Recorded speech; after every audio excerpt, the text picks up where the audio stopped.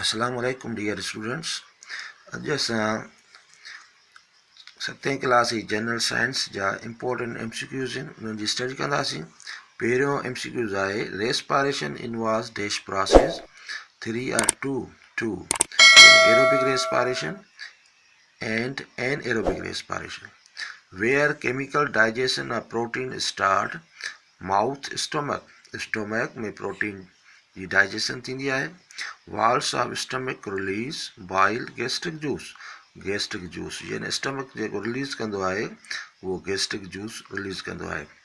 Length of small intestine is dash meter, 6 meter, 7 meter, 6 meter यानी small intestine जी जेकी length आहे उहा 6 meter आहे. Which is secreted by the liver and stored in gallbladder यानी liver छा secret कंदो आहे ऐं जंहिंखे गॉल ब्लैडर जमा कंदो आहे. सलीवा या बाइल खे लिवर सेक्रेट कंदो आहे ऐं गॉल ब्लैडर उनखे स्टोर कंदो आहे. Small protein molecules are broken down into. जेकॾहिं प्रोटीन जे स्मॉल मॉलिक्यूल खे असां ब्रोकन डाउन कयूं त उहो ग्लाइसराइल में टुटंदो या अमाइनो एसिड में उहो ब्रोकन डाउन थींदो. The heart is day shaped कोन या एग. हार्ट जेकी असांजी हूंदी आहे उहा कोन शेप में हूंदी आहे. Capillaries are very dash wall vessels, thin board. Capillaries जेके हूंदियूं आहिनि उहे thin vessels हूंदियूं आहिनि. Anther of stamen produce dash. Anther जेको हूंदो आहे उहो egg या pollen produce कंदो आहे. Heart is divided into dash chambers. 4 chambers heart के हूंदा आहिनि. डैश ट्रांसपोर्ट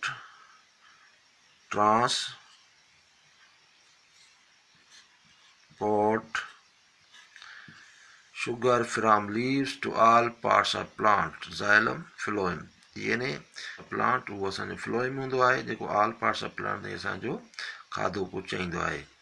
xylem जेको हूंदो आहे उहो पाणी में रूट खां ऑल पार्ट्स ऑफ प्लांट ताईं पुॼाईंदो आहे ऐं फ्लोएम वरी जेको असांजो शुगर यानी खाधो जेको बि हूंदो आहे बूटे जे मुख़्तलिफ़ हिसनि ताईं पुॼाईंदो आहे.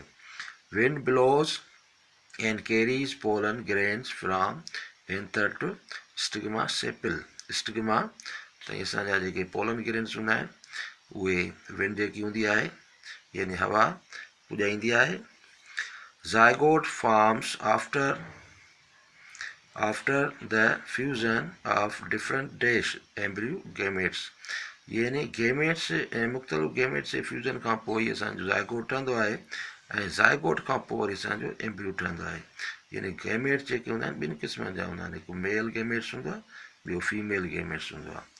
xylem vessels are composed of dash cells. dead life. xylem जेको हूंदो आहे उहो dead सेलनि जो ठहियल हूंदो आहे. Question number 15 आहे the process which living organisms increase their numbers known as respiration, reproduction. जेके लिविंग ऑर्गेनिज़म हूंदा आहिनि उहे रिप्रोडक्शन जे वसीले इंक्रीज़ पंहिंजो तइदाद यानी नओं नस्ल वधाईंदा आहिनि रिप्रोडक्शन ज़रिए.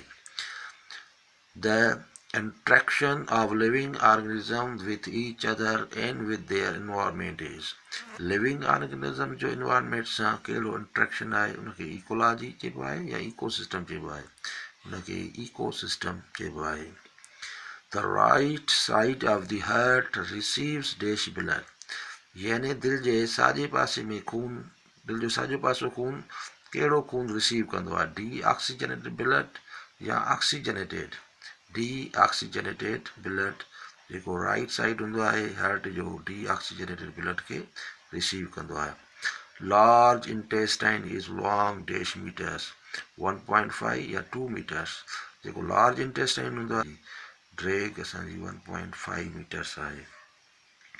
Area where rivers meet with sea is dash. Marine water या estuarine water.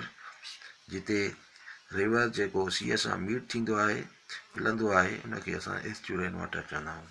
The food chain always starts from primary consumer या प्रोड्यूसर. हमेशह जेकी बि फूड चेन हूंदी आहे उहा पीरियोडिसिर खां स्टार्ट थींदी आहे। क्वेश्चन नंबर 21 आहे area below ice cap have very cold climate, यानी कोल्ड क्लाइमेट कंहिंजो हूंदो आहे, फॉरेस्ट थंद्रा जंहिंजो आइस केप हूंदो आहे, यानी थंद्रा जो जेको हूंदो आहे हमेशह वेरी कोल्ड क्लाइमेट हूंदो आहे। Industrial use of dash fresh water, industrial जेके बि इंडस्ट्री आहे केतिरो फ्रेश वाटर यूज़ कंदियूं, 10% 20%, 20% फ्रेश वाटर खे इंडस्ट्रीज़ जेके बि हूंदियूं उहे यूज़ कंदियूं आहिनि। Pollen mature in dash, pollen जेके मेच्योर थींदा आहिनि उहे एंथर में थींदा आहिनि या स्टिग्मा थींदा आहिनि।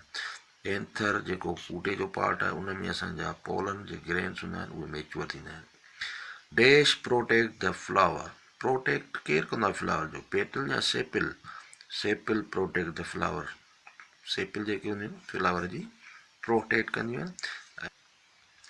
Dash is present in leaves stomata xylem, leaves में केरु मौजूदु हूंदा आहिनि, स्टोमेटा असांजा मौजूदु हूंदा आहिनि जेके सोराख हूंदा आहिनि जेसिताईं ॿूटो असांजी ऑक्सीजन खे अंदरि खणंदो आहे ऐं कार्बन डाइऑक्साइड खे ॿाहिरि ख़ारिज कंदो आहे।